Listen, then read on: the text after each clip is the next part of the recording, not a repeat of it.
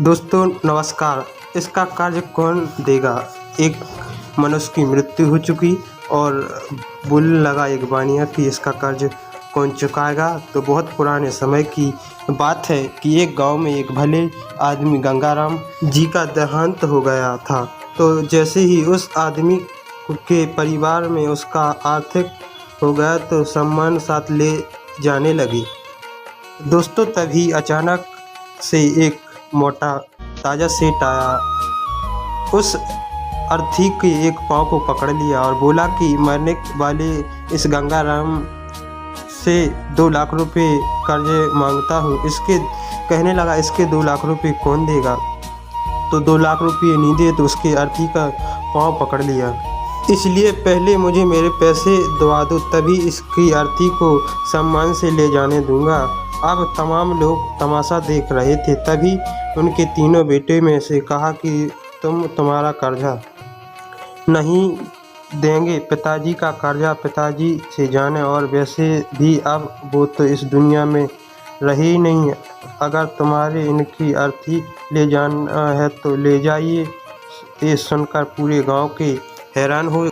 गंगाराम के तीनों बेटों पर यूँ थू थैया कर रहे थे। अब गंगाराम के तीनों बेटे इस कर्जे को देने से पीछे हट गए। तभी गंगाराम के भाइयों ने भी यह कह दिया कि जब बेटे कर्जा नहीं दे सकते हैं तो हम क्यों किसी का कर्जा भरें। अब गंगाराम की अर्थी वहाँ रुकी हुई बहुत देर हो गई थी। तभी ये बात गंगाराम की इकलौती बेटी तक पहुंच गई। भागी भागी अपने पिताजी की अर्थी तक पहुंची। तभी उसने देखा कि उसके पिता की अर्थी एक पाँव पकड़े हुए सेठ खड़ा था। जो सेठ उनकी अर्थी के पाँव पकड़े खड़ा किसी बड़े सेठ ने पकड़ा रखा था। देखते ही उसने आंखों में आंसू लिए और अपने सारे जेवर और जितने भी पैसे उसके पास थे वो उसे दे दिए।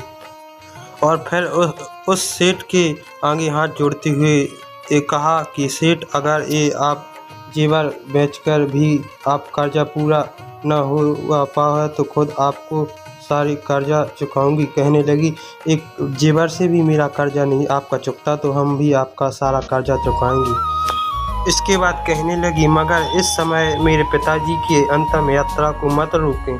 तभी उस सेठ ने गंगाराम की अर्थी का पाँव किसी और को पकड़ाकर उसके बेटे के पास आकर बोला और कहने लगा, मुझे माफ़ कर दो। बेटी जी इसे कहने लगा, मुझे माफ़ कर दे बेटे। दरअसल बात यह है कि मुझे गंगाराम से 2 लाख रुपए लेने नहीं बल्कि उसके 2 लाख रुपए देने थे। सेठ जी बोलने लगा, यह गंगाराम ने 3 साल पहले मेरे कुछ मजबूरी पड़ने पर मुझे 2 लाख रुपये दिए थे अपनी ज़मीन बेचकर। जैसे कि हमने आपको बताया कि अपनी एक ज़मीन बेचकर ये 2 लाख रुपये दिए थे। 2 लाख रुपया दिए थे और उतने भला आदमी था कि मुझे रुपए का ब्याज भी नहीं लिया था और मेरे रुपए का ब्याज भी नहीं लिया था। और आज जब मैं सेठ जी कहने लगे गंगाराम के रुपए लौटाने आया हूँ तो मुझे खबर मिली कि उनके तो देहांत हो गया। इसलिए मैं बड़े ही सोच में पड़ गया था कि अब रुपए किसको दूँ। कहने लगे, रुपए किसके दूँ? इसलिए मैंने यह खेल खेला ताकि गंगाराम जी के ये 2 लाख रुपए घर के एक ऐसे सदस्य के पास जाएं जो वाकई में उनसे प्यार करता हो। कहने लगा कि वाकई में जो उनसे प्यार करता है, उनकी इज्जत करता हो, जो इज्जत करता है उनके पास ये 2 लाख रुपए पहुँचेंगे। और बेटी, आज तुमने ये भी साबित कर दिया कि अपने बाप को एक बेटी से बहुत ज़्यादा, एक बेटा से ज़्यादा एक बेटी ही प्यार करती है।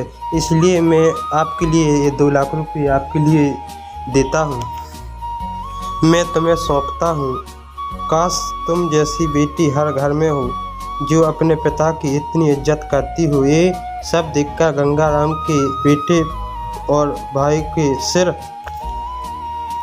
शर्म से नीचे झुक गए। बाकी में दोस्तों ये बात तो एकदम सच है कि एक माता पिता के बेटा से ज़्यादा बेटी प्यार और उनकी इज्जत करती है। तो भाइयों, बेटी ज़्यादा प्यार करती है अपने पिता से, बेटा कम प्यार करता है। इसलिए दोस्तों बेटी पढ़ाओ बेटी बचाओ, बेटी को ज़रूर पढ़ाओ और हमारे चैनल को सब्सक्राइब ज़रूर करें।